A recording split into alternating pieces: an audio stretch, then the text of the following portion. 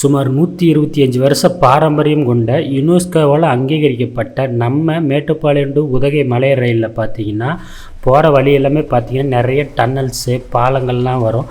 இதில் முதலாவதாக வர ரயில் நிலையம் பார்த்தீங்கன்னா கல்லாறு. அங்கே வண்டி நின்று அந்த நீராவி இன்ஜினுக்கு வந்து வாட்டர் பிடிப்பாங்க.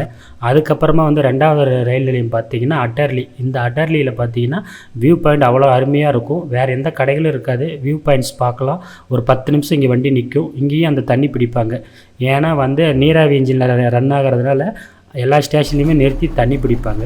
இந்த நீராவி இன்ஜின் வந்து குன்னூர் வரைக்கும் தான். அதுக்கப்புறம் குன்னூருக்கு அப்புறம் வந்து டீசல் இன்ஜினில் ரன் ஆகும். ஸோ வந்து குன்னூர் வரைக்கும் அந்த பிளேஸ்லாம் பார்த்திங்கன்னா அவ்வளோ சூப்பராக இருக்கும். அதில் பார்த்திங்கன்னா இந்த அடர்லி ரயில்வே ஸ்டேஷனில் ஒரு 10 நிமிஷம் நிற்கும்.